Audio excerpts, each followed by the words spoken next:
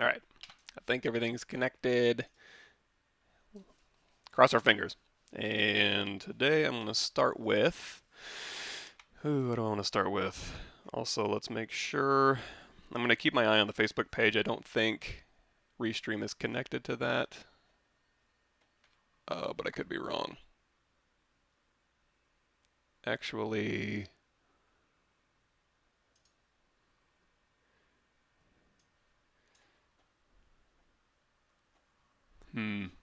okay, well, hey, thanks for showing up.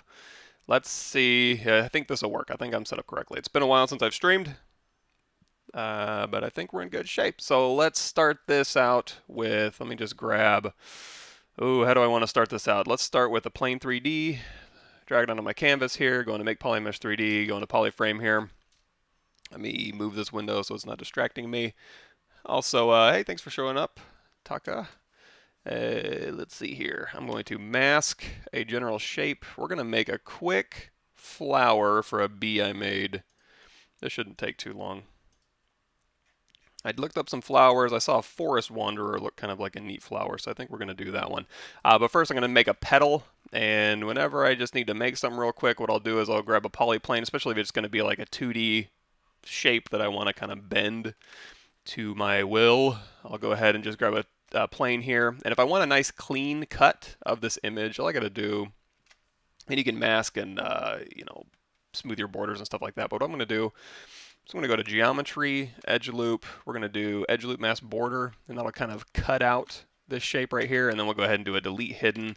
And now if I want to smooth this out a little bit more, I can go into my Deformation Polish by Features, and we'll just smooth that out. And if we want nicer geometry, ZRemesher, adaptive size down to 0, half. There we go. So this will be our nice plain Jane little petal shape here. So now that I'm kind of just looking at this object. In fact, if I wanted to do a mirror and weld, I could do that too, and then ZRemesh this result. Let's do that. ZRemesher. And I would turn X symmetry on.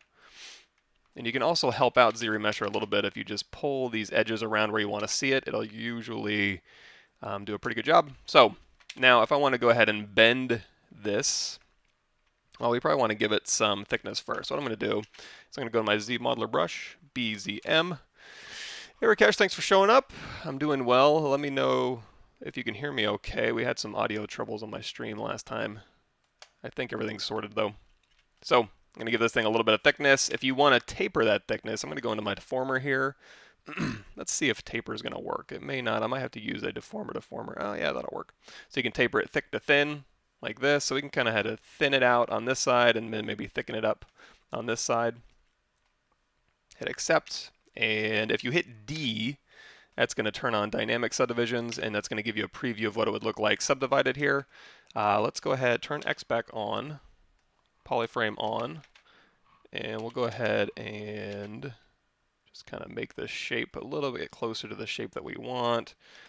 We can kind of stretch this out a little bit with our gizmo. We can kind of soften this point out a little bit here with smooth. Okay, I think that'll work. And then, oh yeah, this is the picture I'm looking at, by the way. Something like that. So, you know what? We could probably, let me do this. Save image as.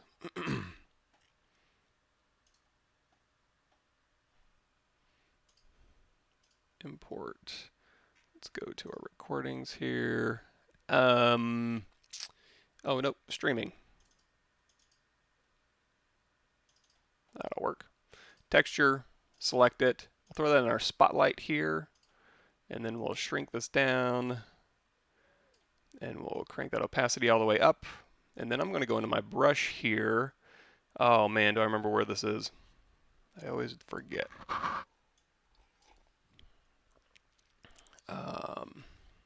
Samples. Spotlight projection off. That way I can keep spotlight up there, but I can go ahead and sculpt in my viewport up here.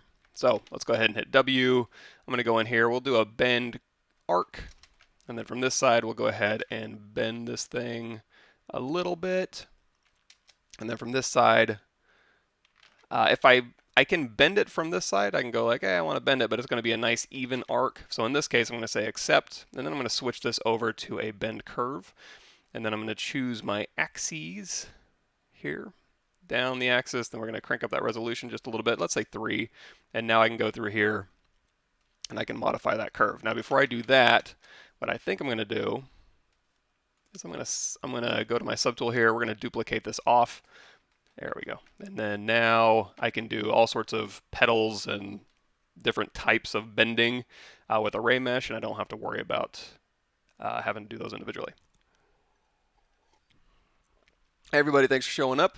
Cool, audio is good. Tyrone, Hannibal, Girin, Mobo. Yeah, so the bend feature, that's those are under the deformer. So in 2018, if you go to the Pixelogic homepage, or if you go to my YouTube page here, if you go to the ZBrush 2018, what's new? I've got a playlist in here that has, oh boy, many videos in here. Let's say 55-ish videos in here, and the new deformers I go over in here, and I also catch you up on the older deformers. If you also want a little bit more information on the older deformers, you can also go to the ZBrush 4R8, what's new, and then this one has the slightly older deformers.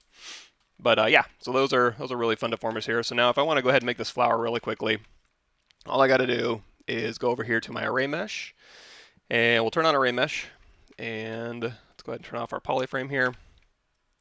I like to use transpose to set my pivot, so I'm going to hit on transpose, lock position, lock size. To turn transpose on, you got to hit Y, and that'll switch you back to transpose mode. If you go to my Intro to ZBrush Part 1, you'll learn a lot about transpose because I made those before the gizmo was even invented by the kind people over at Pixelogic. So we go to array mesh here, and we're going to say we want to rotate this petal around in kind of a circular way here. And so what we're going to do is say we're going to rotate, and we're going to say, I don't know, a repeat of 7, and then we're going to change the X amount, nope, Y amount, nope, Z amount's what we're looking for. If you want to see that, if you go to the floor plane here, you're going to see the petal sticking straight up, so we're rotating in the Z direction. Let's go ahead and turn off array mesh here, and we'll hit Y to go into gizmo, and I'm just going to lay this down on the floor. That'll make my brain work a little bit better. There we go.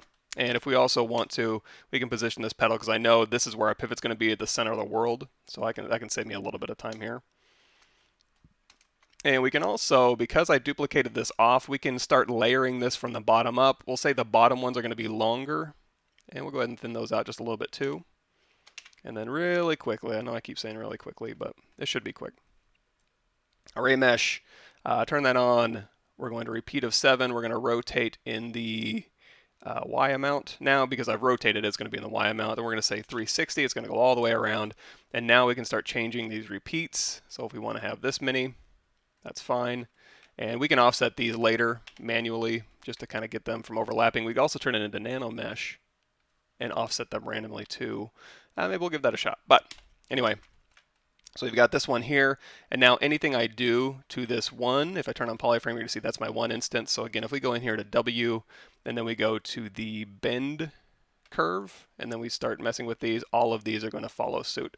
So we can start cupping these around at the bottom here, and we can even treat these as leaves if we wanted to.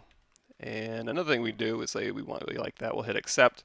I'm going to go in here to my Z modeler brush, BZM, hover over a face, Q mesh polygroup all, and then we can just hold down shift, and then that'll pull along that surface normal for that polygroup, and that'll kind of thicken those up just a tad. Speaking of, so what we're looking at now is, so here's me with dynamic turned off, and then D to turn dynamic on. That's just a preview. So if you're not familiar with that, it's going to be under geometry, not Dynamesh. Geometry, dynamic subdiv. You can do D to turn that on, shift D to turn it off. I'm going to give it, like I said, a preview. Now let's try this. Let's see if this is going to work. So what I'm going to do is I'm going to convert this to Nanomesh. And what that's going to do is give me planes here, and then now each one of those petals has been given a plane, and on that plane we have a petal just sticking right out of that face. So now what I can do is I can go, it's not an array mesh anymore, it's a nanomesh. So you can see here's my nanomesh properties. If we go to show placement off, that'll turn the polyplane off. And then again, each one of these polyplanes has this geometry sticking out the middle of it. So if we go to edit mesh, you're going to see this is where we can edit the petal if we want to. But what I'm going to look for is offsetting in the Y, and we're going to turn on variance for that. Let's see if this will work. There we go. So now, instead of manually going through and offsetting these, you can just vary the offset in the Y direction. So you can go from an array mesh to kind of get this set up, and then you can convert it to a nano mesh, and then you can kind of offset these things a little bit, and you can put in some variance here. So it'll go ahead and give you some randomization. If you want to get really crazy, you can start doing like random distribution, and that'll start randomly distributing this around here. It's not going to work that great. You might be able to play with that and get it to work a little bit nicer, but off the top of my head, I'm not sure I could get that to work. But anyway, if we're happy with that, we can go to inventory, one to mesh, and then we can go ahead and get rid of these polyplanes. Don't need them anymore. So Control Shift, select them, invert that, delete hidden. We can hit D again to dynamic, and there we go. We've got our base petals. Now, this is going to be more expensive than an array mesh because these aren't instances anymore. So now we're sitting at real geometry of 2,400 points. Not a huge deal. ZBrush can handle millions and millions and millions of points. But just something to consider, I suppose. The talk says, I have something. I have a problem with alpha and surface noise. When I scale it down, my noise becomes with seams. So if you want to capture a seamless alpha, you can go to Z plugin, nanotile textures, and you can make your own. Actually, I think I have something on that, unless I'm crazy. Give me a second.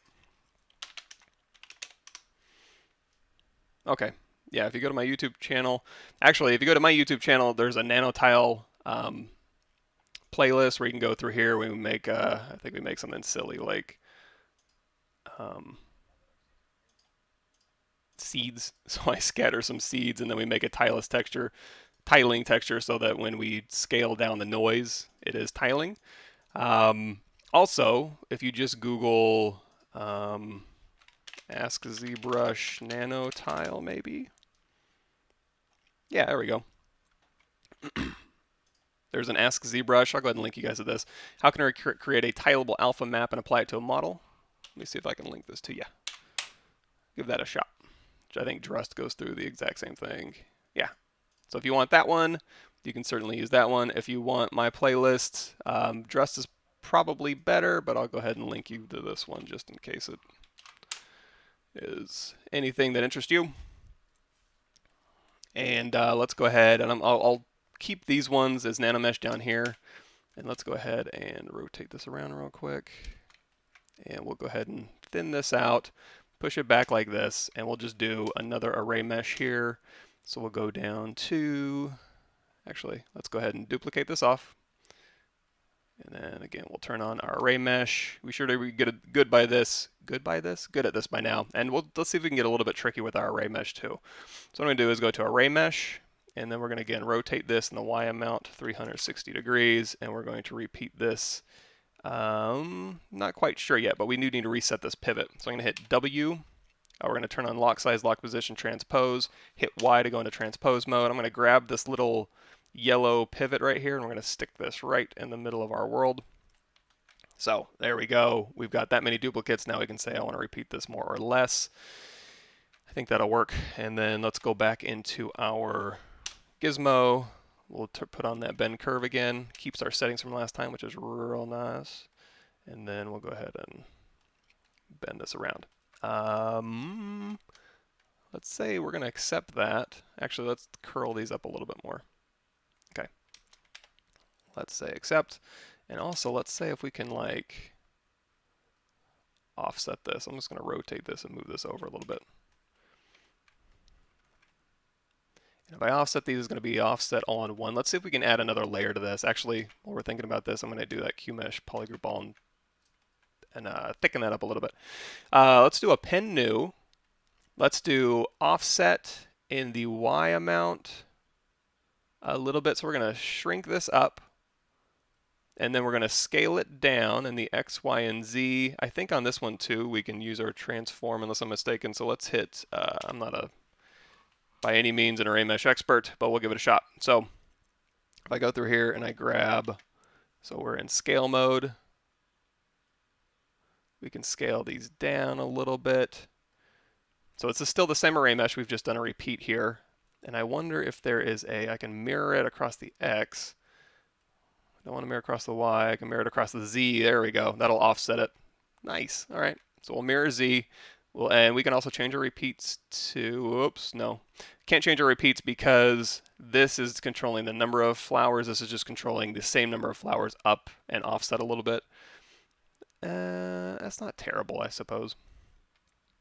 Okay, scale X, Y, and Z amount. So if we're scaling in the X and the Y, that's what I wanted to do. So we'll go ahead and make those the same. And I think by grabbing this middle one here, we're scaling in the X and the Y amount. So that's giving it a cupping look, or I'm sorry, the X and the Z amount. So we're going to kind of cup this flower a little bit. That'll work. And if we want to just do another round, sure, we'll go ahead and append a new one. We'll go ahead and offset this in the Y amount just a little bit. Ooh, that's going to do 2 of them. And then we'll do another scale. Oh wait, we scaled that in the Y amount, sorry. Offset, Y amount, oof. Scale. And then we'll do another mirror in Z. That could be one way you do it. I don't really like that, so what I'm going to do is on the stage here, we're just going to delete that stage. But I don't mind this one here, and again, because these are all instances, let's turn off transpose. I can go through here, and we'll go back to our Z modeler, and we can like make any changes we want to these flowers. We can go through here, and we can move this stuff around, and they all follow suit. So keeping an array mesh. Now these are stacked on top of each other, so I may have to convert these to geometry and kind of move it around, but at least that'll get us somewhere in there. In the ballpark anyway. Okay, and if I miss anything, I apologize, just keep shouting it out. Hannibal asks, will you be able to deform the selected areas of that Z tool by masking? You can, so this one here is just geo, so you can go through here and you can like mask out, and we can kind of blur this out. Let's go ahead and grab our gizmo again. So I can go through here and I can kind of mask this out and then deform if I wanted to. Even on your bend curve deformer, I believe you can mask. On these ones here, it's only going to apply to like this little piece over here. So you can mask through here if you hit R or W, doesn't really matter. Control drag, and then you can just rotate along that where it's masked, and all the other instances will follow. Kind of like that look. Let's go ahead and we'll just curl those up just a little tad more. You can kind of get a little jaunty here. We can kind of twist that a little bit. And let's do one more. Let's go ahead and take our duplicate that we had. And this will be our last one, so I'm not going to bother duplicating this off. Although if you want to play it safe, there's nothing wrong with that. And we'll go ahead and scale this down uniformly. Thin it out a little bit. We'll shrink it down just a bit. Go ahead and stick this in the middle here. And we'll drop this down. And let's do another bend curve. And we'll go, you are curled way up. We're getting towards the middle here, so you're going to curl way up here. And then just real quickly, Z modeler brush, we'll thicken this up just a bit. And then beep, beep, beep. Array mesh, turn it on. Rotate, Y amount, 360. We're going to need to set that pivot, so transpose mode, hit Y. Grab this little yellow dot, stick it in the middle of the world. Right now the repeat's only set at 2, so now we can just repeat that however we want. It does look a little bit thick here. So I'm going to turn off transpose, and we're going to go ahead and grab our gizmo again by hitting Y. We'll go ahead and accept that. Thin those out just a little bit. All right, something like that. And if we want to offset these, all I got to do is just grab this one here. You can hold down Alt and move this pivot, and we can just rotate it. There we go. Okay, that'll work. And we can do overall, if I convert this to geometry now, we can go ahead and stack these in a little bit better way. We can also use deformers to kind of curl them up a little bit. So let's try that. Let's go ahead and say, instead of hitting array mesh and converting and all this stuff, or array mesh, we don't want to convert to Nanomesh. We can just make that, we can click make mesh, and that'll go ahead and convert this to geo. Another thing we can do, I believe, is we can go up here to geometry, and we can hit convert BPR to geo. And another thing we can do, a little bit faster, if you have a lot of these, Z plugin, go over here to the Clean Tool Master, and there is a BPR to Geo All. you can just convert all of your BPR to geo. So that way you have geometry, geometry, geometry. So let's go ahead and merge all these down. That's going to be under subtool merge. So we'll merge and then we'll merge again. And now we've got this all as one piece of geometry here. So let's hit W. Let's go into our deformers here. Let's do another. Oh, wait, I want to do a bend arc. Let's do Shift D to take it out of, whoops. D, Shift D. You know what? Let's hit, so when I had dynamic on, it converted that dynamic to subdivisions. Huh, let's go ahead and delete higher. I don't need that much real geometry, I just need to preview it. So D and Shift D. Let's go ahead and do our bend arc. And then now we can say, maybe, we can bend this up a little bit more here on the side and this side. And hell, even not that side. Something like this. That'll work. And we can also just scale this in a little bit.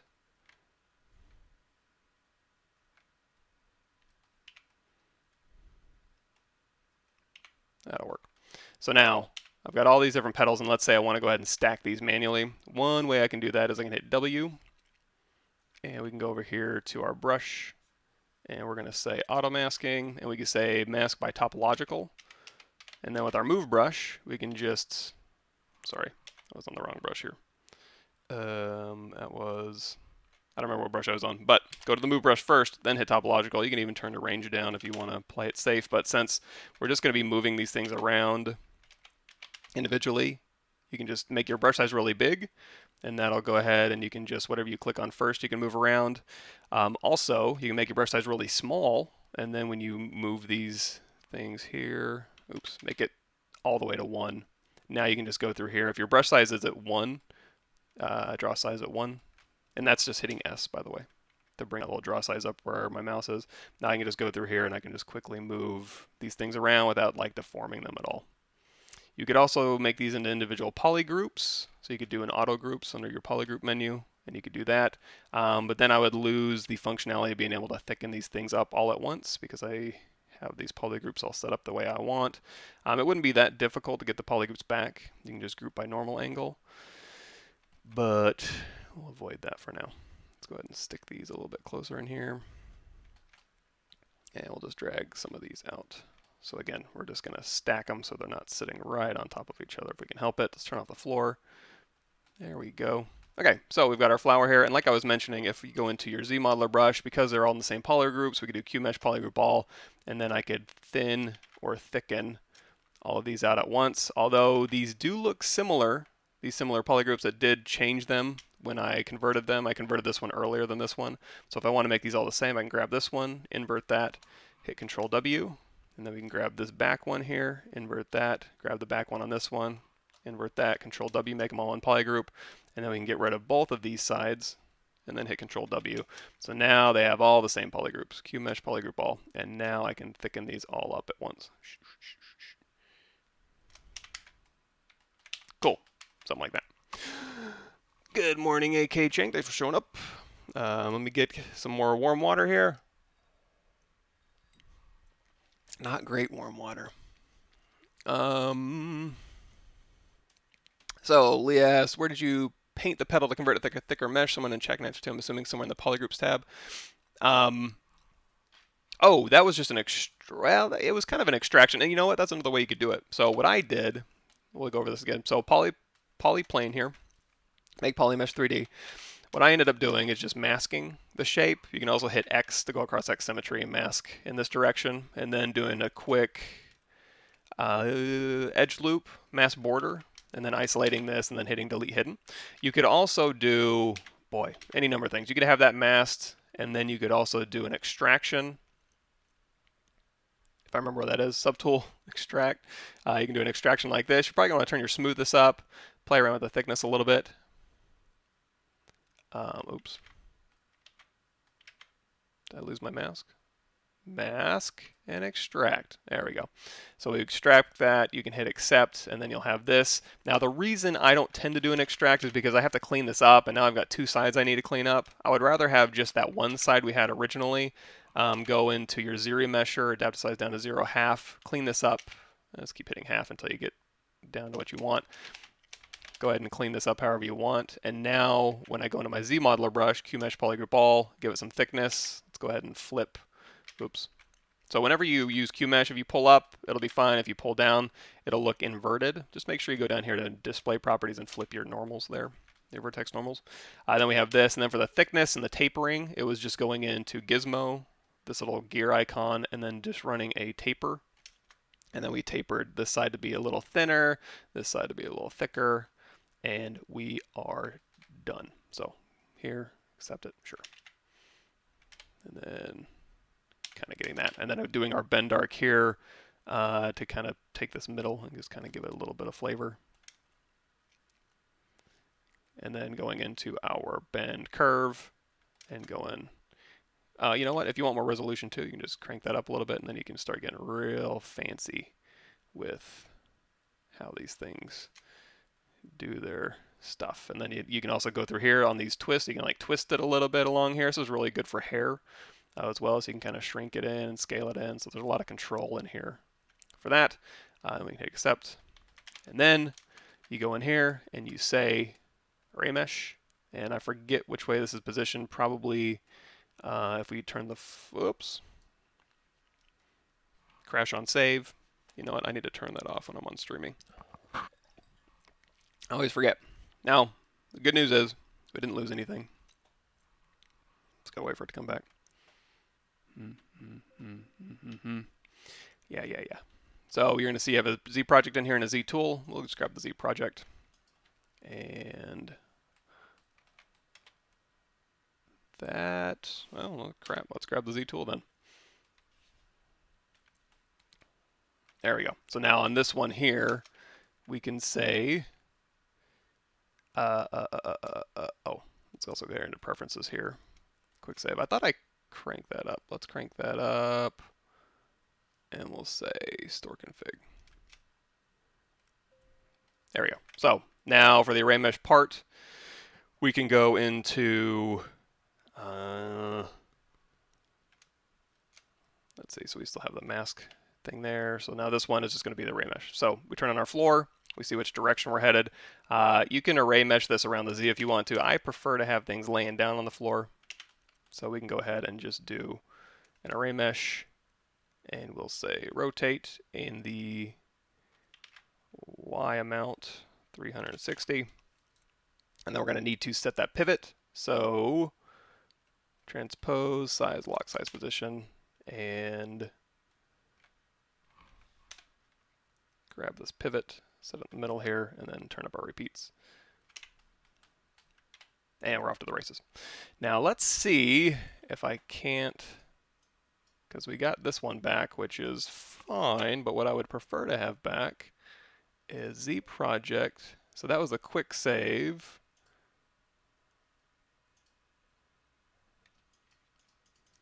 But this one doesn't have everything I need, I don't think. Let me go in here. Well, I guess we did lose our flower. Great. Well, at least we have how to make the flower. We won't have how to render the flower because it's gone, but we can start on something else new. Let's see. Let's go ahead and go into edit mode. Out of edit mode, hit Control N, and I'll recreate that flower for the render. Oh, and you could also, if you wanted to, let's talk about that. So you can go in here to the petal here. Oh, you know what? Maybe this will be fortuitous. Let's hit Y. Let's scale that down a little bit. And in our array mesh here, let's go to the Lightbox array presets. And is there one I can just steal? These are all loop-de-loop here. You can save an array mesh, so you can see the save button right here. So, you know what? Let's do that. Let's work smarter. So we're going to say this is our petal here. This is our floor here. I'm going to rotate this down. Oh man, it really does not like this recovered file. All right, we may have to start over again. If you ever want to clean up an object, if there's like a gremlin in the machine, what you can do is, so there's a recovered Z tool. I guess we can just load that back up.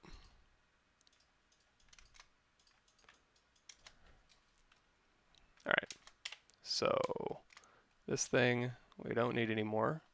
the Z tool here. Let's go ahead and export this onto our desktop.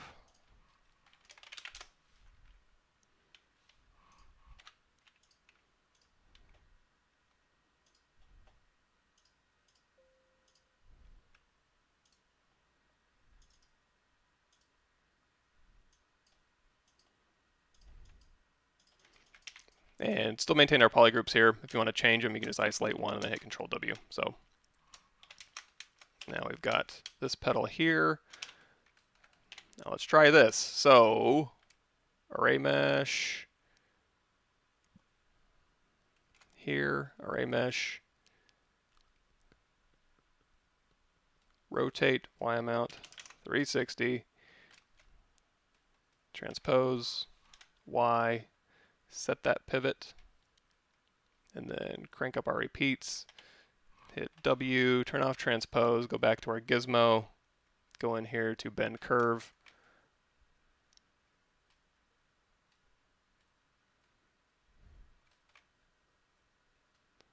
Let's delete that.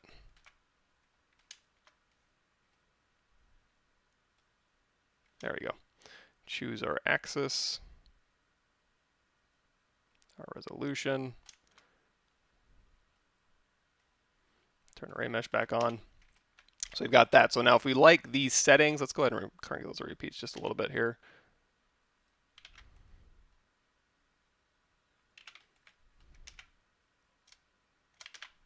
QMesh, polygroup all. So if we do like these settings, we'll go ahead and say save.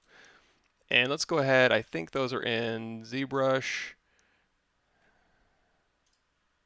Pixel Selector ZBrush 2018, Z Array presets, and we'll call this flower.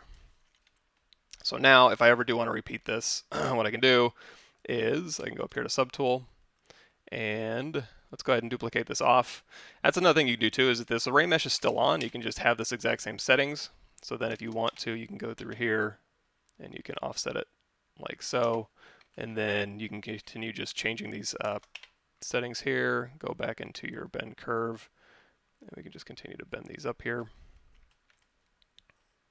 But you can also, when you go in here, you should now have in your lightbox array presets. There we go, there's our flower. So you can just double click that if you have a petal. But I like this a little bit better. So what we're going to do is we're going to keep duplicating this up. So you know what? It's okay. It's okay. We're learning. I'm learning. Just don't crash again, ZBrush.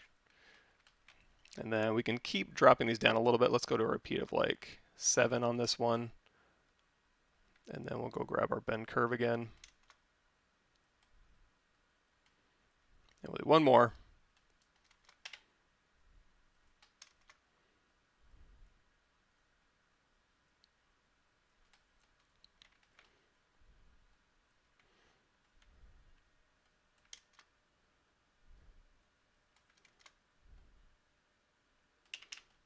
That'll work. So save often. We'll go ahead and quick save.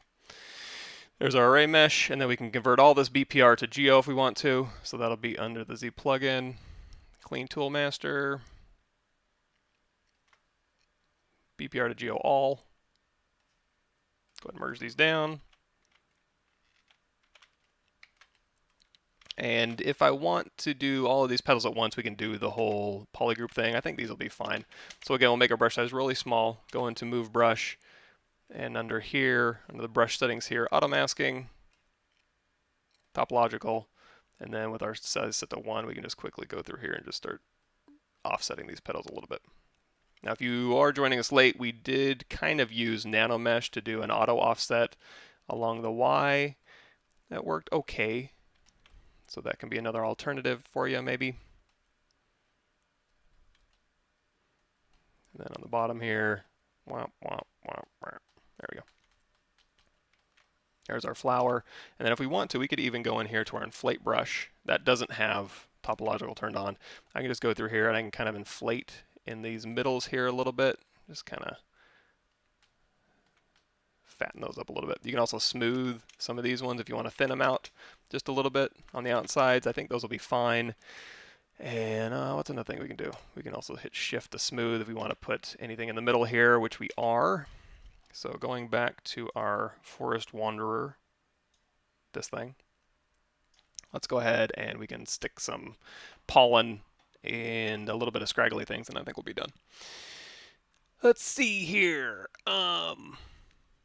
Morning, John. Can you move, scale, etc. in 2-axis constraining the other? I think you saw that before, maybe holding Alt. Yes, so let's try that. We have, I think that was in my, this is going to be embarrassing because I did cover this in my ZBrush 2018, I believe. Yeah, so holding down Alt when you're scaling, you can do a non-uniform scale. You can also scale uniformly if you hold down Alt and scale. Is it Alt? Man, you know, this is what happens when I record something and I learn something and then right out of my head because I never use it. Let me think. YouTube. I'm gonna watch my own videos to learn this one. ZBrush 2018. What's new, Mike? Well, I sure don't know because I don't remember anything about anything that I do. So here's my playlist here. I think it's towards the end here. Startup, quick save, location, OBJ color, decimation, master presets, curve functionality, group by normals, multi-copy. Oh boy. Somewhere in here. Oh, you know what? I think it's under stretch and skew.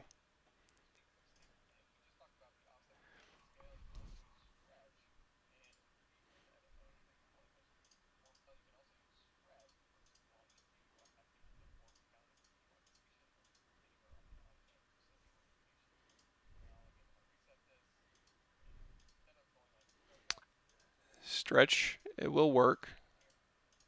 I was hoping for the gizmo one. Come on, Mike. You got the gizmo one? Blah, blah, blah, blah, blah, blah, blah. This guy talks too much. Yeah, we get it, dude. Come on. All right, well, I don't remember. Maybe somebody in the comments will remember. But I'm glad I watched that because you can go into stretch and skew and even the scale here, non-uniform scale in those directions. But if you want to do 2 directions, I want to say, let's say stretch.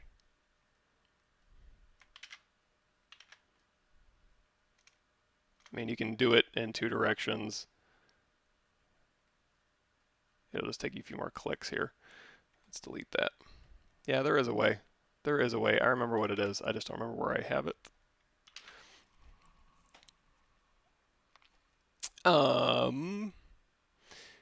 Yeah, mesh shut out spikes of polygons and got to start again. Yeah, save often. I'm not sure. Have you changed your hard surface technique since 2018 came out? Yeah, a ton. I need to do an update on that. I've been working very, very efficiently. I've been making a lot of really, really big scene files that log in at about not even 20 meg. Yeah, and you know, on my B, if you go to, so what we're doing here, we're just following up the last video I put up here, which is my, oh, I just dumped a bunch on here. So the ZBrush fur, we made a little B in here and we took it into Keyshot. If you do want more like ZBrush to Keyshot specifically, I have a Keyshot to ZBrush Bridge Quick Start. I can link you to this if you want. So this will take you through a bunch of Keyshot functionality and ZBrush Bridge stuff. But yeah, we can throw this into Keyshot.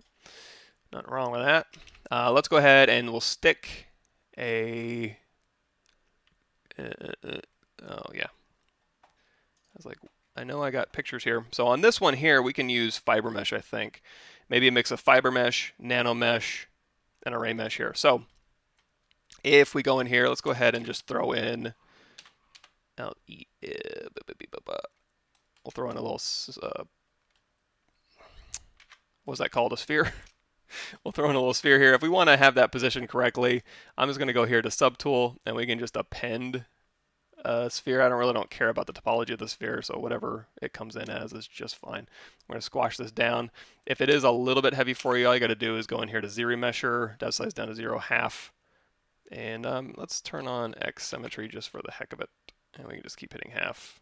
Let's ease that geometry right up. And we'll go ahead and just cover up this middle part here. So this will be the part where the little sticks stick out.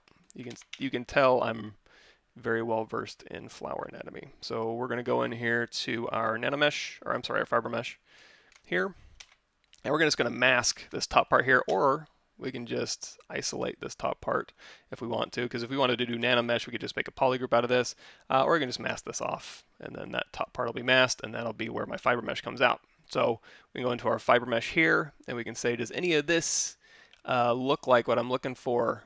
And this one kind of does. Tall weeds, veins. We can try this one. Let's try this one here. Let's try this one. If we hit BPR, that'll give us a little bit better of a render. Let's change this over to Skin Shader 4 too, so we can see what's going on. You can go in here to the modifiers, and you can crank your mask fibers down, and let's turn off our gravity.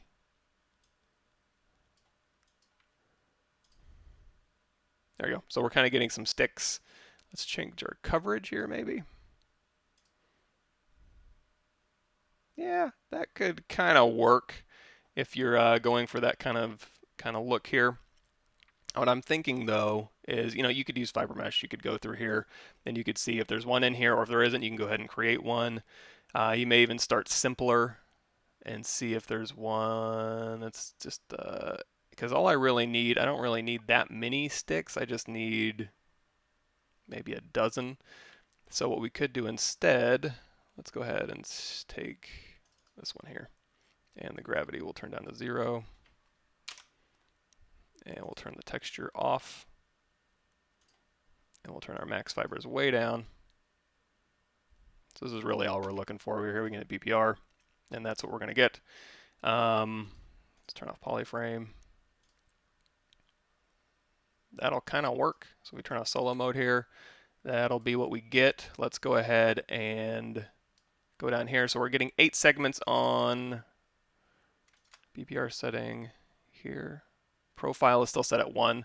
So if we want to turn this into super duper real geometry, we can also change this profile up here to like 4. It's going to tell you, okay, now we have real geometry here. The segments we can turn down because we don't need that many.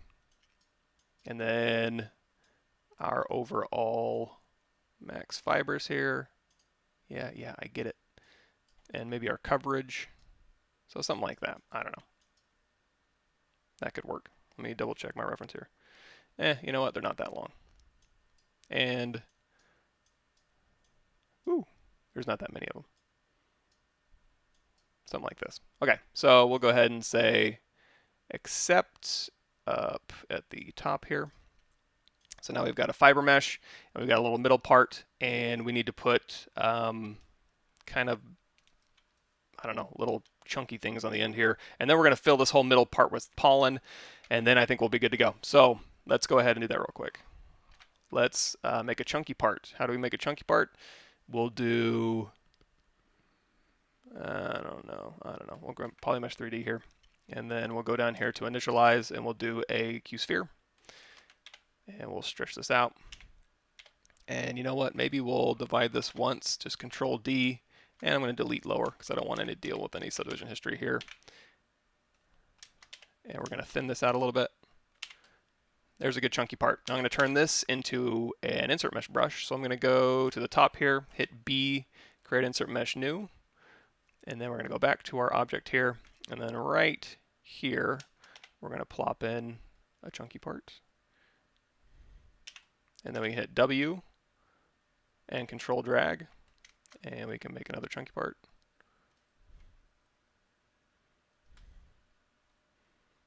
And then Control drag again. Now this next step I'm going to do may not be pretty. It may not work at all actually, but we'll see how it goes. So what I'm essentially thinking of doing is if I want to scatter pollen particles and have them clump to these areas, I'm going to need to dynamesh them together to get an envelope. But these are awful thin, so what I'm going to do is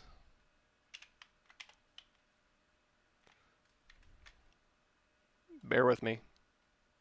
This isn't the, you know what, this is something you could have done in your fiber mesh as well. You could have just continued to make fiber meshes with little chunky parts on the end, but I don't think you guys want to see me fumbling around with fiber mesh that much, so call that a day.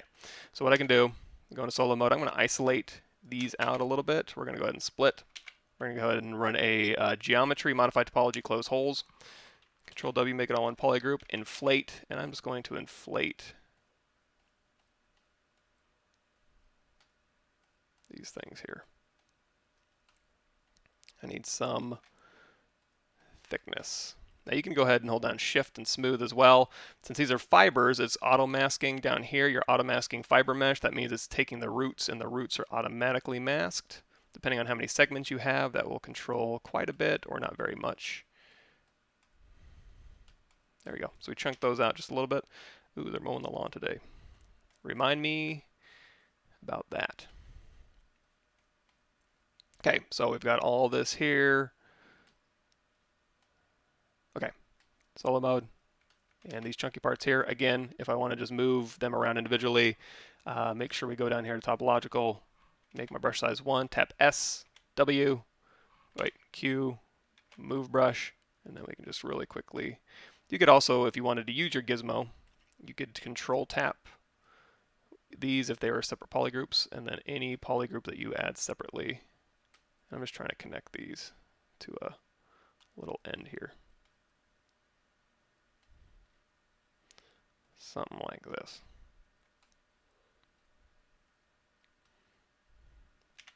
Okay, so now let's scatter some pollen. So what I'm going to do is, all these things are showing up on my screen here.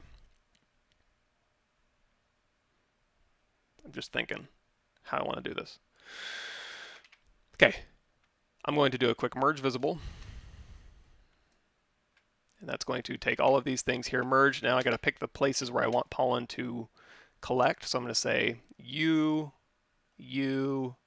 these little things, and then you, and then we're going to do Control Shift A, or do we? Yeah, we'll do Control Shift A, delete hidden. And now what I can do is I can go ahead and Dynamesh all this together to get an envelope, or I can just make these into polygroups. So I guess I don't need to make an envelope, but what I do need is to take this, and then this, and then this, and then invert that. We'll hit Control W. Now I just want the top of this piece here, so I'm going to isolate this. We're going to hold down Control Shift and then hold down Alt to drag, hit Control W on this one. So now we're going to take this purple one here and this purple one here, hit Control W. Now I don't necessarily want pollen going all the way up the sides of these, so what I can do is I can go to the side here. You know what, hold down Control Shift, go into Select Lasso, and we're just going to cap how far up this pollen can travel. So we're just going to get rid of all these pieces here. And that's fine. Whatever. You can be a little fast and loose with this. It's pollen. It's not mechanical. It's not precision pollen. So hit Control W. So now these pieces right here is the only place that the pollen's going to go. And that works just fine for me. So what we're going to do is we're going to go into, grab a little Polymesh 3D here, hit Quick Save, hit BI Brush Insert Primitives, hit W, and we're going to grab this polysphere here. This is going to be like a little lump that sits out here. If you want to simplify this even more, just go over here to Geometry, Reconstruct, even simpler, delete higher. Now that we've got this poly mesh just sitting right out here, you can make it a Z, blah, blah, blah, blah, blah. We're just going to do it this way. So we're going to go back to our merged one here, and we're going to go into our Z Modeler brush, BZM, hover over face, insert Nanomesh, single poly. Right now it's set to a cube, hit M, grab that little poly mesh that's sitting out there, and now we can say insert Nanomesh, polygroup all, and now it's just going to insert those right on those polygroups here. And then we're going to go down to our Nanomesh here, and we're going to say random distribution, because pollen is random, although, yeah, that'll work. So random distribution, we are going to change that size a little bit here, and we're going to play around with these variances. So length, width, and height variances, random distribution. And I do want them to kind of sit in a little bit here. So let's crank that size down. That offset here, I'm going to change that Z offset so it's kind of sitting in this a little bit more. Random distribution. Let's crank up the width, length, height variation here. Offsets I don't want them, rotations don't matter. I think that'll work. So we'll just keep cranking up that random distribution here. And now we've covered that middle area with little pollenous blobs here. And you could stack these as many as you want. You can nanomesh. You can drag out another round of pollen if you want to. I think that'll work fine though. Looking at my reference, yeah, that'll work. So let's play around with that size a little bit here. Let's try polyframe. And they may look a little much, but you can go through here, fine tune this once you've gone to inventory, went to mesh. And now I can just grab all these pieces here, invert that. We can do a delete hidden. So now we've just got pollen sitting here. So I'm going to go back to my original, append, pollen. And then on this one, we'll hit D for dynamic preview. And then here, we'll hit D for dynamic preview. Unmask that. Fiber mesh, we'll hit D for dynamic preview, sure. This one will dynamically preview that. And the pollen, I'm not going to dynamically preview because there's a lot of stuff going on there. So now, you know what? I probably should have subdivided that because now my pollen's kind of sitting up a little bit, but that's okay. We'll go through here and you know what? I guess if we turned on Sculptors Pro, let's see if that works even better. That'll disappear some of this stuff. So hold down Shift, turn on Sculptors Pro. And now instead of just shrinking it down, it'll actually delete some of this pollen. And if you want to know more about that, go to my YouTube channel, go to ZBrush 2018 What's New, talks all about Sculptors Pro. Here's image-based lighting, just released that yesterday. You know what, maybe we'll do some of that. If I remember where my stuff is. So we're just going to kind of randomize this a little bit with Sculptors Pro here. And this will delete some of those. There we go, that'll work. And on this one here, let's go ahead and smooth subdiv that up to 3 maybe. And that is just under geometry, dynamic subdivision, and just cranking up these smooth subdivisions here. So something like that could work. If we wanted to poly paint these things, yeah, there's a couple different ways we could do that. We could also sculpt these things to kind of get a little bit of texture on here. If we did want to poly paint these, we could just pick a little color here. Or you know what, we could sample a color. Let's do that. You know what, and this is something I meant to look up too. Texture import. We are streaming this. There is a way to have this texture be applied to a polyplane and have that polyplane inherit the aspect ratio, because I was going through my old videos and I saw it and I was like, oh, that's really cool, I should do that. But I don't remember.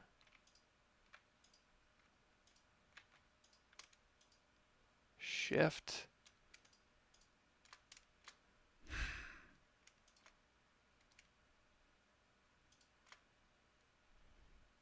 I don't remember. I don't remember. So we'll go ahead and we'll say this is going to be, we'll say flat color. This texture map here, and we'll stick this up here in the corner. Go out of edit mode. Go back into our flower here. Go back into Skin Shader 4. And now we can just hover over this. We can hit C to sample that. And then for these petals here, we can go ahead and fill.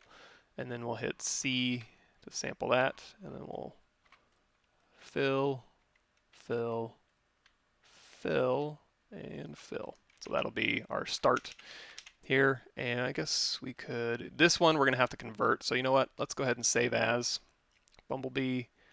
And we'll say this is going to be flower, non-destructive. And now with this flower here, if we want to have this kind of streaky look, let's try this. Let's go into our standard brush here, turn on RGB. You can grab an alpha, like maybe a square alpha, and we're going to drop that RGB intensity down, turn off Sculptors Pro unless we think we need it on. Let's go ahead and say, you know what, maybe we should turn that on. We'll play it by ear. So I'm going to go into geometry here, dynamic. We're going to apply those subdivisions. So now I can just paint on here. We're going to go ahead and hit C to sample that whiter pink. And then also let's go down here to alpha and texture. And let's see if we can't do... oh, you know what? I thought it was in here. The, no, maybe not. Clip brush, smooth brush modifiers. I thought streaks was in there. Let's grab one of these. So we can start with kind of like a fatter streak here. And if you do, you can hold down Control Shift and isolate these. Do Control Shift A, and then we can just kind of grow that out. So you can use your polygroups here because we went one by one. We duplicated one layer by one layer, so that'll be kind of easier. And you don't even have to do Control Shift A if you don't want to. It's just a habit, and it's going to go through depending on your brush thickness, as long as we don't have auto masking, backface masking turned on. So something like this. So we'll start with the kind of fatter, and then we'll go to the thinner. This one.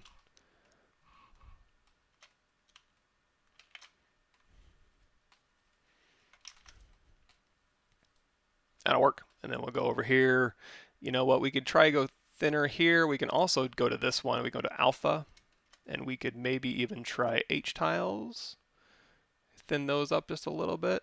Yeah.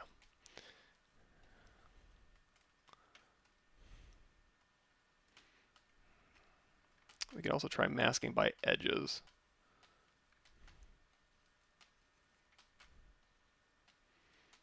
And see if that'll give us, or mask by curvature, I should say. We'll see what that gives us. So we got this going here.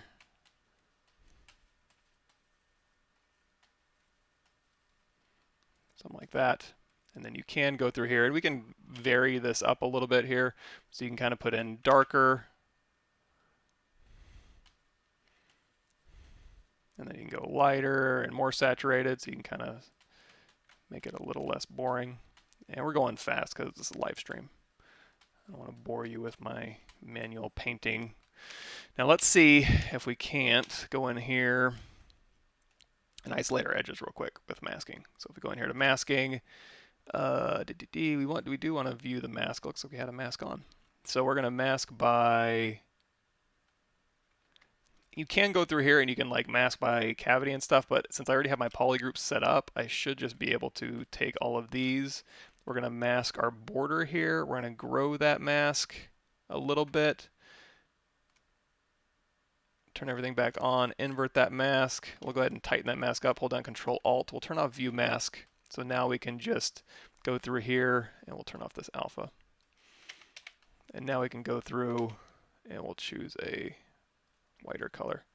So you can actually go through and just start touching up the edges of these things, kind of like how it's in the picture.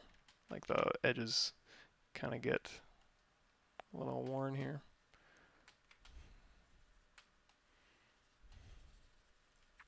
And then really quickly, alpha off. Let's turn on, so when we're painting on here, we'll go ahead and get rid of our mask here. So we're painting, let's go ahead and go into our stroke menu, lazy mouse, crank that lazy radius up, and then we can just kind of go through here. You know what, let's put on an alpha, we'll do alpha 06.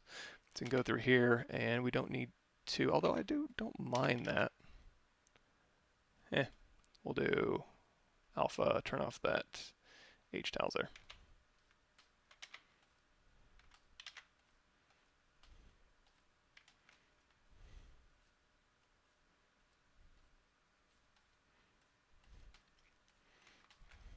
And obviously there may be more elegant ways to do this. I'm kind of, as always, I'm flying exactly by the seat of my pants. No prep. We do it live. Something like that. Okay, so, and then on these little bits here, you know what? Just to make my life easier, I'm going to take all these and I'm going to merge them down. And we're going to go ahead and say, we're going to turn dynamic off. Actually, you know what? I don't want that pollen merged. I want to keep that separate. Let's go back to select rectangle. I'm going to grab these pollens, split those off.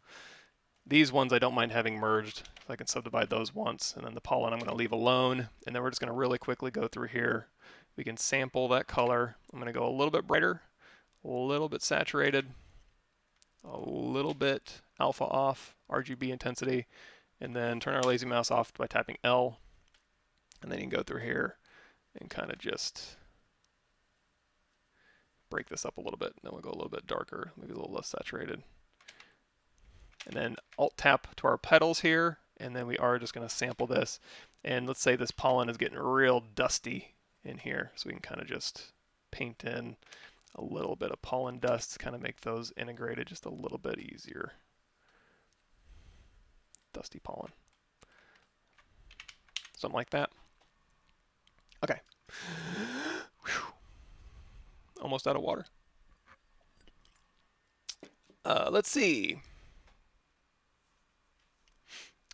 Will the pollen be baked on as a texture? Just for, I mean, you definitely could. But for now, I'm probably just going to leave it alone. We're probably just going to do like a BPR render. And we'll talk a little bit about how much time we got. We got some time. We got some time. Prashant asked, hey, Michael, what can the transpose do that the gimbal can't do? So there is a couple things. My favorite thing in the whole world that transpose can do that the gizmo cannot is we can go to, let's say, cylinder 3D, edit mode, go to matcap gray, make polymesh 3D, and then, so we've got this thing here, and let's go ahead and say, boy, what am I trying to do here? You know what? The heck with that. Let's hit D to apply those dynamic subdivisions, and then we'll just really quickly go in here and we'll dynamesh this because I want resolution on here. So, for example, if you want to position an alpha, what I really love to use is brush BT transpose smart mask, and if I go into my alpha here, I'm going to grab an alpha under military. So this is really old alpha. So if you've gone to my YouTube channel and you go way back in time to, let's say 5 years ago-ish, there's the ZBrush mech helmet. So the making of this thing, this dauber right here, so the making of this mech helmet guy is on there if you want. And so around the round places on his helmet here, see like this, what does it say? Reflex charger. And this one, A48000A004, has very, very deep meaning to me, but actually it doesn't, I'm just kidding. So if you want to put those around a rounded surface, what can be difficult is, for example, let's show you, if I double click any of these, it's going to throw it in my alpha because it's a 16-bit grayscale. And then if I hold down, let's go back into our WQRS standard brush here. So if we say our standard brush, I'll hold down control, we're in mask pin mode. Now if we load up this alpha, we can load up this thing here, but it's going to be like, oh, do you want it square? So we got to go in here and maybe try drag rect for our stroke. And then we can do, actually, you know what? Drag rect isn't going to help either. Rectangle stroke, square center. Let's go ahead and divide this up. So you can kind of do this and kind of move it around, which isn't bad. Another way I like to do that is go to BT transpose smart mask and then load this alpha up. So when you do your hit Y to go out of that, now you can use your transpose to go ahead and drag this out, and then you can rotate it. Ooh, how about that? So now you're able to rotate and kind of fit this stuff up exactly where you want, and then you can invert that, and you can deflate it or whatever you want to do, that kind of thing. Another thing it's able to do, if we go back to just a regular cylinder 3D, make polymesh 3D, hit W, let's go ahead, oops, let's make this mask pin back to its regular, hold down Control Shift, we'll make this a poly group up here. So now you can, just like with Gizmo, you can Control tap any poly group, it'll go ahead and auto mask that. But unlike Gizmo, what you can do is you can hold down Control, and if you go to Scale here, you can add in edge rings like this, and then if you hit W and hold down Control and do Control Shift, let's go ahead and stick this out there. There we go. You can do Control Shift, maybe, am I lying? Control, yeah, hold down Control, drag it out, and then Shift, and then you can pull these out, and then you can reset this, and then you can go to E, hold down Control, and you can bring this in, and you can hit W, and then pull this out. So you can actually do transpose modeling, which can sometimes be useful. I'm trying to remember if there's anything else you can do with transpose. And also the transpose on the array mesh that we went over earlier is a nice feature. And that's actually even more powerful than I showed you, because we can go to array mesh here, turn on array mesh, we can set our repeats here, and then we can say lock position, lock size, transpose, and we can even just pull this off here, and we set that the repeats still set to 8. So we can set our repeats in here. What you can also do is you can set your repeats here with transpose, and you can set your stage, what stage you're on. We only have one stage here, and then you can even go in here to scale, and you can scale along here. So instead of going into these options, you can scale and rotate through the transpose X, Y, and Z, and then move, and then offset, and then change your repeats. So you can do it all with your transpose.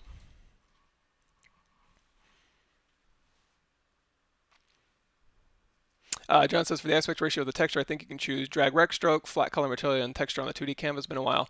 It's something really cool, and it's something that I was watching my Intro to ZBrush series, and it's something like, oh, when you have an plane, and you have a texture loaded, you can hit a button combination, and it'll snap the plane to the aspect ratio of your texture perfectly, but I don't remember. Bron says, looks nice. Whales make a low poly and bake the normals and stuff. Live, probably not. If you want to see what I would probably do for that is this, you know what? This live stream here wasn't a bad one. Where's that book? So for the book here, we actually took this ZBrush sketch really quickly through Houdini and then spit it out into Painter. Yeah. So we basically took this ZBrush. Now you could just voxelize this within ZBrush using, and in fact, if you want to see that process, so that I would probably go through maybe Houdini and do that really quickly. But if you go to the ZBrush Pistol series, this is the manual ZBrush way, which would be going through here, voxelizing using Dynamesh, Decimation Master, auto UVing. You could use UV Master for that, and then throwing it into whatever you want to bake. I bake everything in Painter, but you could see that here in my Pistol series. I can link you to that. Oh, you know what? There's something I meant to send a while ago. I don't know what that was. And then there's the Pistol series. Something like that. But let's go back to our flower here. So we've got our flower. It's all painted and whatnot. And we got our skin shader 4 on here. So if we do want to render this thing, do we want to put like a stem on here? You know what? We'll just do a pretty little render like this. So let's see what we can do. So in ZBrush, what we can do, if we are going to use the skin shader 4, that's fine. We'll do a quick ZBrush render. So if you go to material settings, and we're using the same material on all these, so even though it has colorize, if I go through here and change any of these, it's going to inherit the material because I never did a material fill by design. So we're going to go to, yeah, we'll stick with skin shader, I suppose. But I am going to go in here to the diffuse. I'm going to crank that up to 100. So we're getting the full diffuse. And then if I hit BPR, you're going to see that it is casting a shadow on that plane behind it. If I want to change those shadow settings, I can go down here. Well, so lighting, materials, and textures all work together. Our texture in this case is just going to be our poly paint. That's actually vertex color.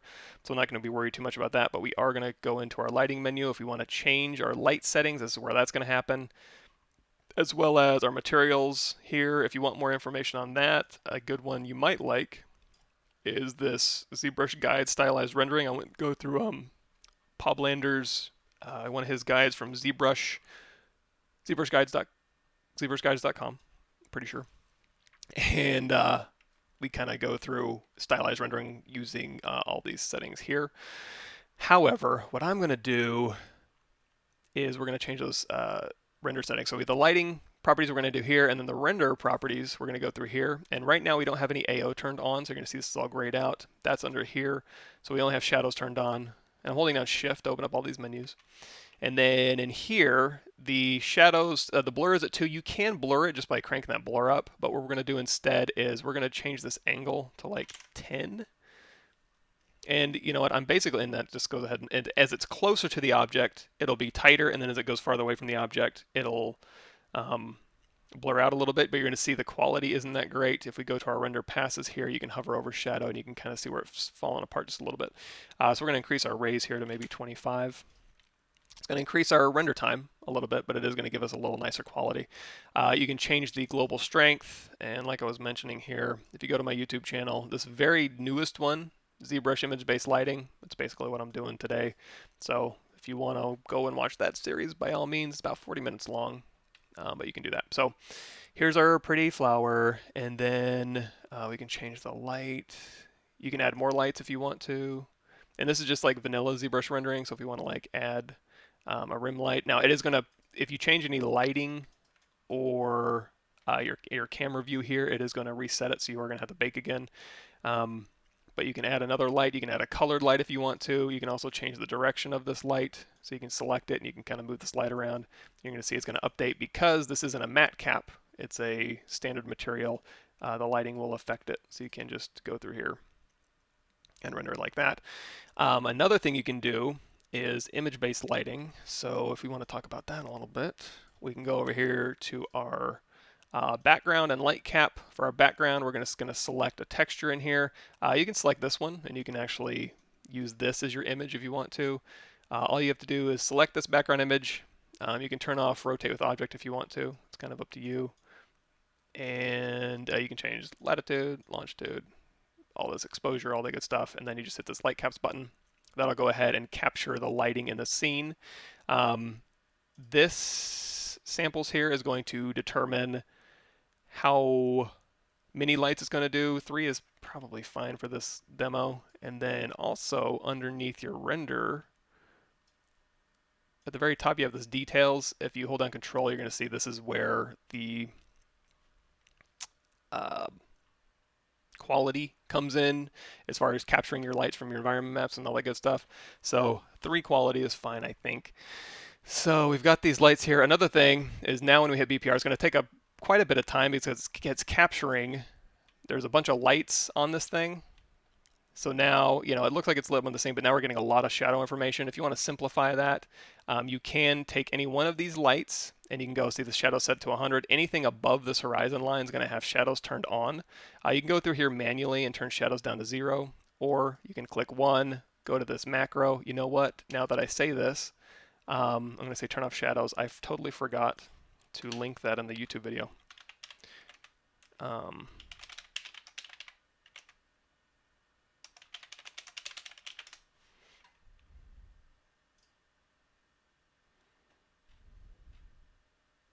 Light cap on off toggle. I'm going to go ahead and link this to the YouTube video while I'm thinking about it. Sorry, everybody, bear with me. And macro. Image-based lighting and light cap and macro. Edit video.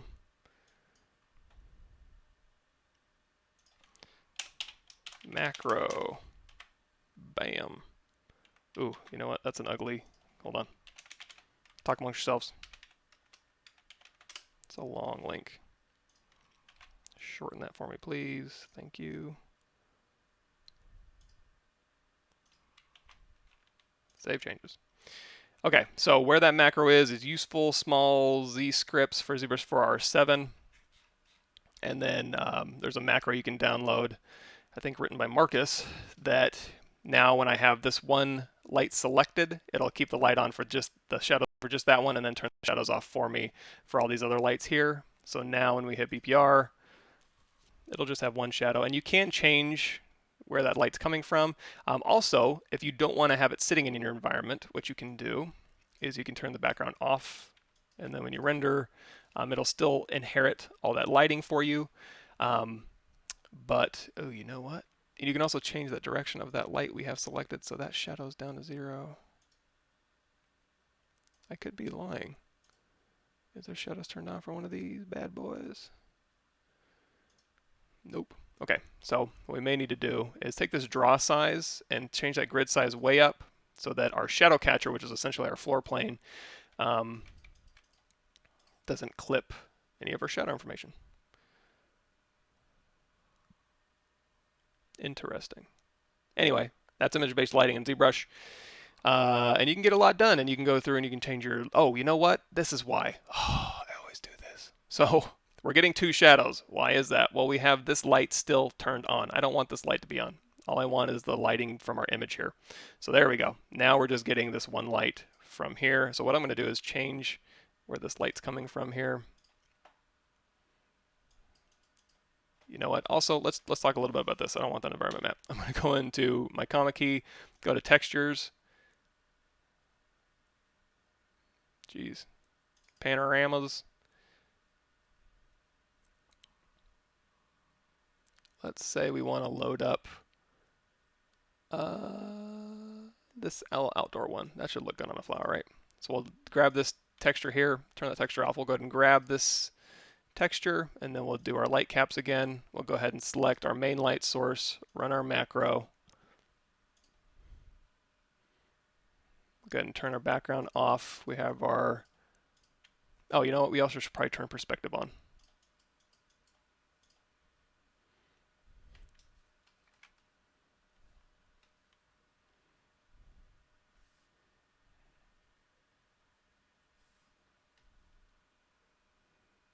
There we go. So now, one shadow. You can change your shadow settings if you want to. All of our lights are off. Remember to do that. You can go through here and change any of these lighting settings. Whew. Okay. Alrighty. If I missed anything, oh, John, you helped me just thinking around some angles here in my brain.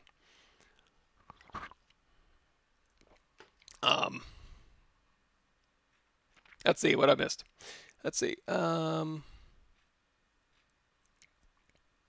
If I want to do the pollen as low poly and I use alpha cards, I think, yeah, you could do that.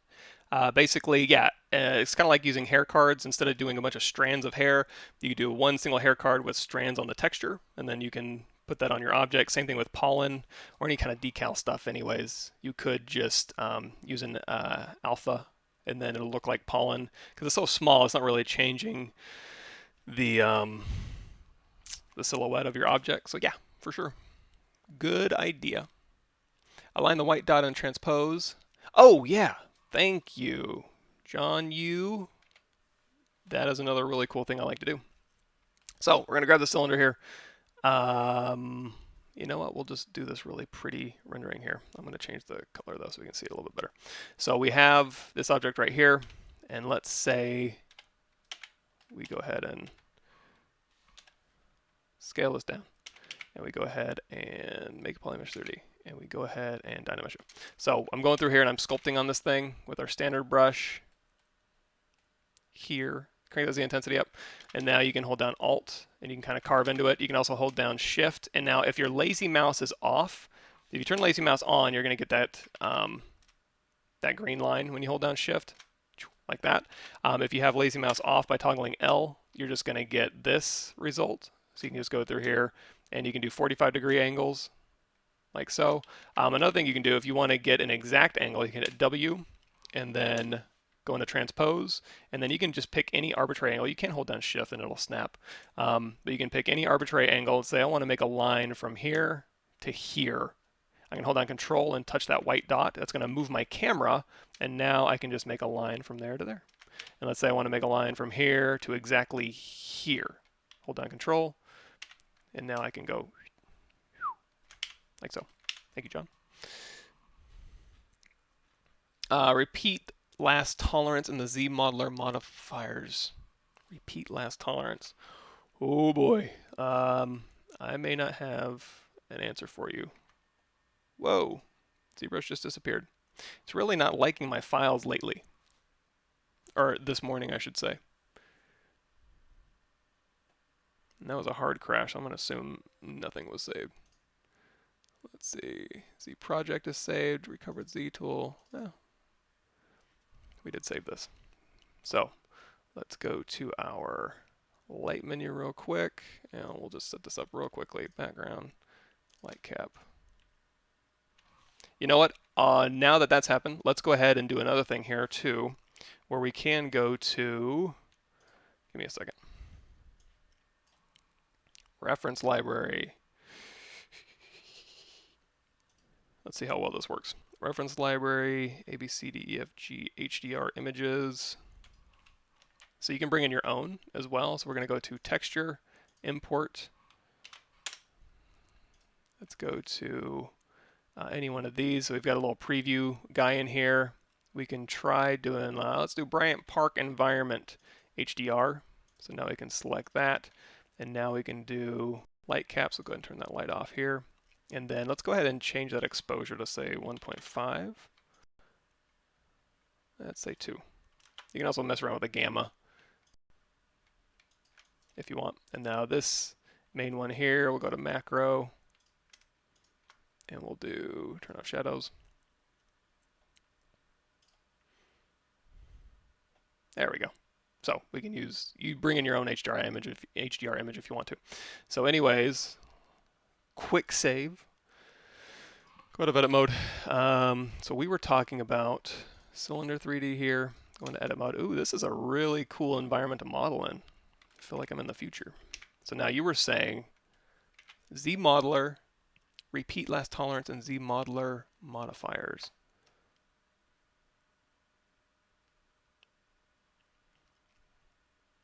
And that is repeat last tolerance. What do you have selected up here under your actions? Repeat last tolerance. So I know where that comes in under the modifiers, because I'm not certain. I'm not certain about that one. Hey, Win93, thanks for showing up. Tom, awesome. And all my Brazilian fans. What's the difference between using light menu and light cap lights? Are the light cap ones better? Oh, good question. So the light cap ones are actually capturing this light information into your material. So you're going to see every single material that I select, like basic material 2, basic material, and the one we were using, which was Skin Shader 4. All of that lighting is built into the material. The light menu up here is just turning on a light that we can position. So it's light capture, it's capturing this light, and that's another thing too. When you're in my YouTube channel, you can in the let's say here, on my playlist here, the stylized rendering one we do in ZBrush guides, the ZBrush guides walkthrough thing we did here, that shows you how to set up using light cap to create your own materials.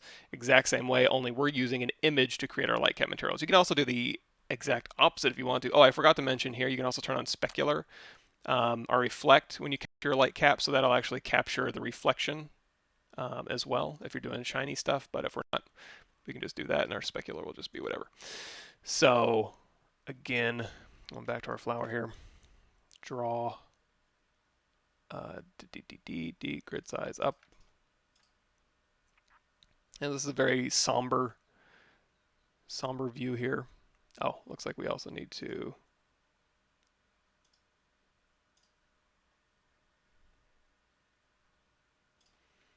now another thing we can do is we can turn on our AO, and I also think it killed our, which is obvious. I should go to my render settings here.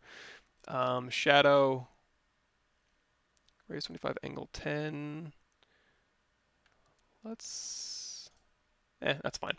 So we've got our shadows turned on. We can also, let's turn off polyframe. We can also go into our AO if we want to render AO at all. We can go to our render properties here. We can turn on ambient occlusion. For our AO, I'm going to turn that blur way down. And then our angle, 360 is how you get an AO map, and the radius 20 should be fine. The strength, let's turn down to like 0.5 maybe. And now when we render this thing out, it'll go ahead and it'll be a little bit slower because it's having to render an AO as well. But we go to render pass here.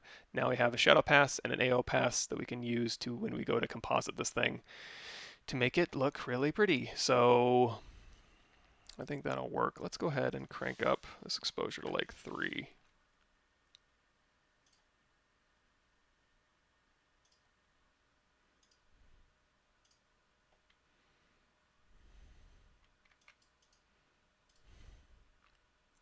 Now you don't have to use this floor plane to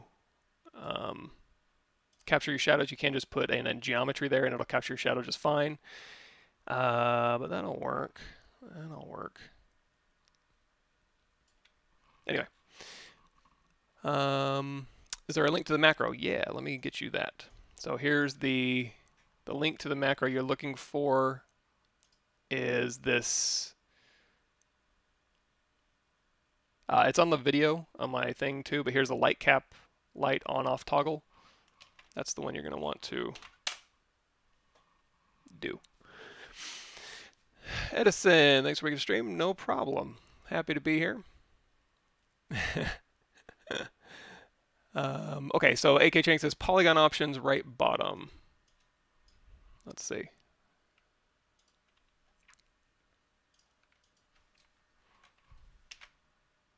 QMesh, polygon options, right bottom. So I'm on QMesh. Unless I'm missing something. Repeat last tolerance and ZModeler modifiers. So here's my modifiers. I don't see a repeat last tolerance. Oh, ZModeler modifiers. Repeat last tolerance. Let's see if we hold down control. No. Repeat last tolerance. So there's modifiers in here. We got face mode for the target. Now if we hover over an edge, that doesn't have it. Hover over a point, that doesn't have it. So it's only for face mode. So that's one thing. So ZModeler modifiers under face mode. Flatness, 30, flat targets tolerance, pause, repeat last. Repeat last tolerance. So if we do, so QMesh, single poly, we pull that out. And then over here, we just tap. That looks about right. Now if we go down here to ZModeler and we repeat last tolerance up to 100, oops.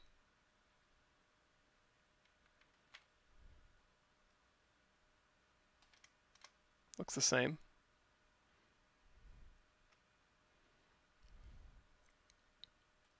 Repeat last tolerance down to 1. And I'm not even sure this is repeat last that it's talking about. I'm just assuming. So here, and then we can just tap.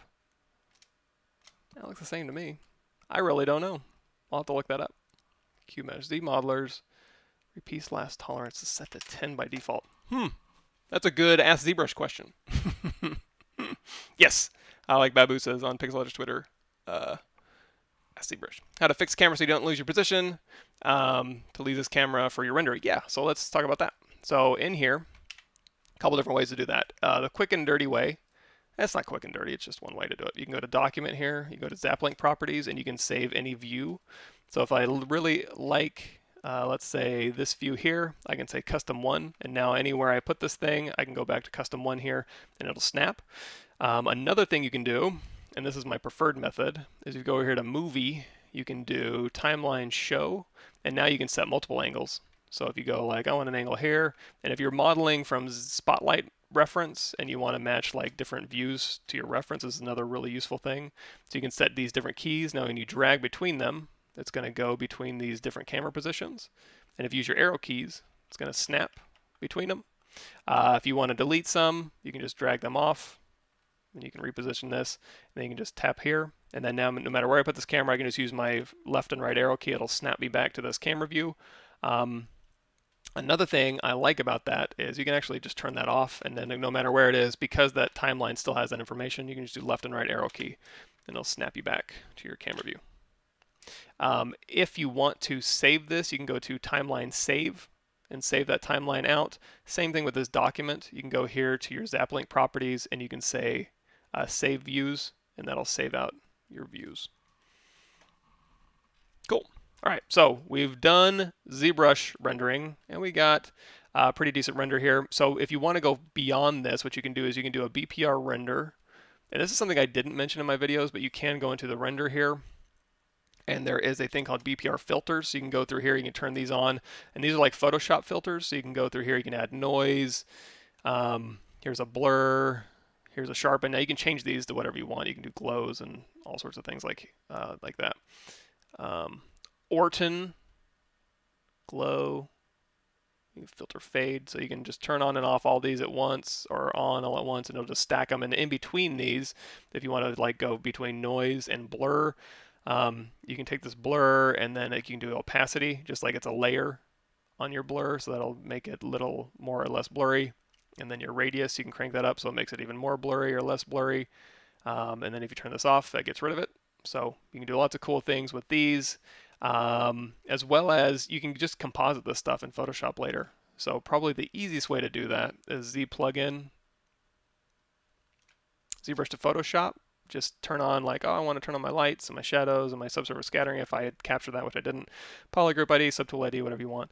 Send to Photoshop, it'll send this image over. Or you can just click on here and export these one by one and then load them up. Now, what you probably want to do is render out a specific size. So if we go out of edit mode, hit Control N, let's go to document. We'll change this to like 1024 by 1024. Well, if I do that, it's going to mess up my turn off proportional. 1024 by 1024. Hit resize.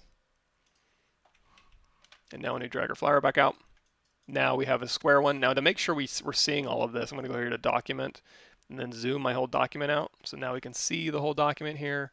So now when I BPR render, you're going to see each one of these is saving at 1024 by 1024. So you can make this 8192 if you want to, make a huge render. It's kind of up to you. I'm going to go ahead and turn my filters off here.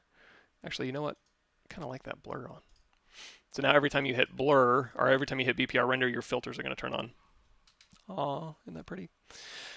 So also, we can go back to our light menu here, and we can say turn our background off. Right. Wow, look at that.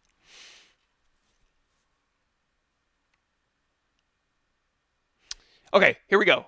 In 2018, to scale in 2 axes, first click on the scale manipulator, then press and hold Alt. Thank you, Spetrex.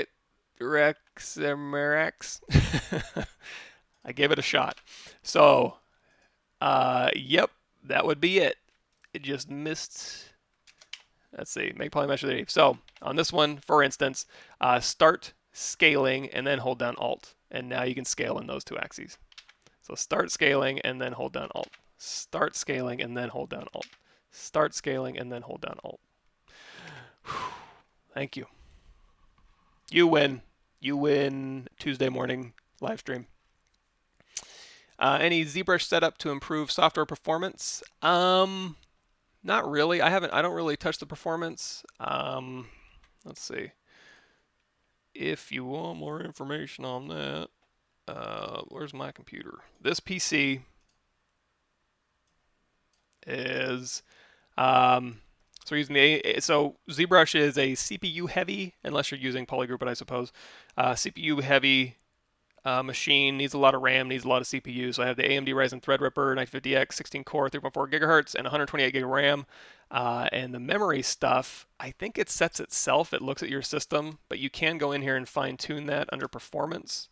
You can go through, you can test multi-threading optimizer if you want to. It does pretty good for me. And then when I go to like Sculptors Pro mode and stuff, my Sculptors Pro I think is set pretty high as far as what it can handle based on my machine. So there are a little bit under, not performance, but I'm trying to remember where this is too. Because again, if I don't do this stuff a lot, I tend to forget where this stuff is. But in my Intro to ZBrush 2018, it goes through, oh, you know what, let's watch it together. So here's this. 2018, what's new? There is a whole section on restrictions and workarounds for some stuff.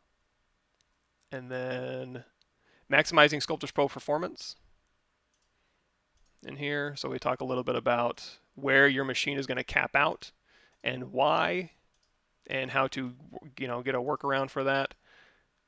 And then preferences, memory, that's where it is. I teach myself stuff all the time.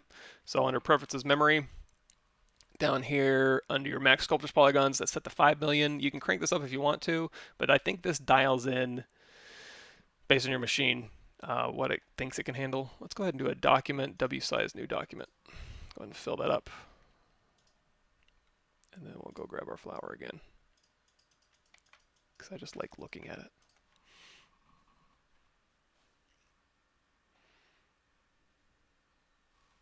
ZBrush has the ability to create image or models to look like they're in forced perspective.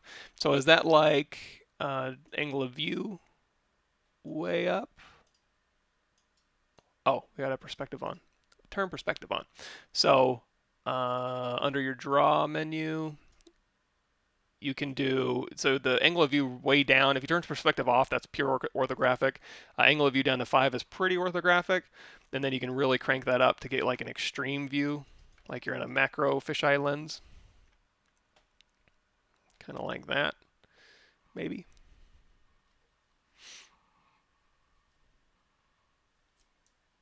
Cool. All right. Awesome. That'll work. I think that's all I got for you guys today. I guess we can do a quick render, external render keyshot. Let's see how keyshot fares. And then we'll call it a day. And I apologize to all the Facebook people. I don't know. I'm on the Facebook page, but I don't see the video. Oh, there it is. See y'all. Give me a second. Let me see if there's any Facebook comments I need to... Oh boy, it's being slow. Sorry. Okay, there's not a lot. Oh, thanks for showing up from Germany and Holland. All right. That'll get all over the world this morning. That's a cool thing about streaming really early in the morning is not a ton of people from the United States. So let's go ahead and do environment. Let's do a ZBrush environment here, and we'll do kind of an outdoorsy environment. So we'll just double click that. So we're gonna get kind of a little bit more natural shadows here. If we don't want to see that we're on a rooftop here, we can fake it. We can go to environment. We can put in a backplane in here. If we have like a nice field backplane, we can kind of fake a little bit. But you know what? I'm just gonna go over here to color. So let's, go to settings. Instead of lighting environment, we'll choose a color. And now we can just drop that color down, medium gray, or if there's like maybe a, something like that. Now, because we have this environment loaded, if we say OK and we go back to our lighting environment, if we hold down Shift, Control, and then left mouse, we can actually rotate our environment around. You can see those shadows updating on the fly. And if we want to change these materials, if we go over here to our materials, we're going to see it's all the same material. So we can kind of simplify this a little bit. We'll go to our scene here, go to materials. I'm just going to drag one material on here. And now when we double click this, any one of these, we can go to this material. We can say material graph. There's all sorts of cool stuff we can do. But if we go to the texture map legacy, we can double click that. We're going to see that we're having our matte cap and V color piped in. So we do want to keep the vertex color. That's our poly paint here. But I'm going to go to brightness here. And we can kind of brighten up that a little bit. And you play with any of this stuff if you want to. And then here's our advanced material here. So we can go to specular. We can crank that up, make it really shiny. Or just crank it up just a little. Just a tiny, tiny bit. Ambient's probably fine.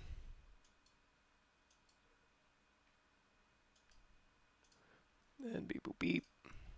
All right, so environment, we've got color, and then lighting. Lighting, we probably want to go, let's go to product here. That'll give us a little bit of a more accurate render. And now we're going to see, whoa, my materials are really blown out. So material graph. I thought it was a little bright. It's like I'm really able to crank this brightness up. Not that much. There we go. So, and you could drop anything on here if you want to. So if we want, let's say we want to do a multi-material, and I think if we do, yeah, we can do plastic, and instead of plastic, well, I mean, plastic's fine. You can change that to whatever you want. You can get a nice plastic render. However, let's go to something a little crazier. Let's go to materials here. Let's go to miscellaneous. These are fun ones. Here's like a lens coated, maybe. Ooh, that got intensive. Hopefully my live stream didn't kick out. Seems like it's really doing a number on my machine here. That's an intense material. Let's go over here to glass. And we'll just do a solid red glass here. That's neat looking. Now when you're doing glass or liquids, you may want to go over here to your lighting, and then if you turn on jewelry, that'll put in some caustics into your shadows here, so now you get a really nice cool render. Now if we go over here to material, the multi-material, did I not put on a plus sign? Huh. Anyway, let's see. It's really cool look though. I like that glass one. There we go. Back where we started. So anyway, Keyshot's a really easy way to get really nice renders. We've done this before, and you can break this stuff up back into your scene if you want to. If you want to like give these a different material, we can go ahead and say our pollen here. We're going to where is that at? Maybe we got to go in here. We want to do unlinked material. So now when we go to our materials here, we've got two. We can double click this one and we can say this one is pollen, which means this one must be flower, I think. If you want to test that, we can go to diffuse here. We can say blend with color. There we go. Yep. That one's our flower. And then our pollen here, we can make this any. So now that we've unlinked those, we can even just go here to plastic, hard, shiny, and we'll say green on our pollen there. And then on this hard shiny, we'll just change that from a green to like a yellow orangish. And feel free to change any of these properties. It's very, very shiny, so probably want to crank that roughness up just a bit.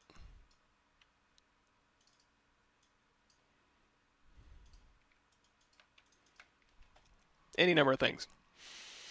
And Cyprus, geez. Switzerland, oh my gosh. Germany again. Nuts. All right, so I think this is about as far as I'm going to take this demo. I don't think I have a whole lot of time for anything else. So I'm going to call it a day. Thanks for showing up, everybody.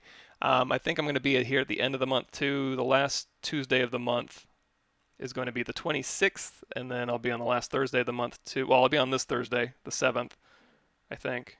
Yeah, I'll be on the 7th on my channel, and then the 28th and the 26th on this channel, and then 28th on my channel. Cool. Thanks, everybody. I'm going to head out. Thanks again, and see y'all in a bit.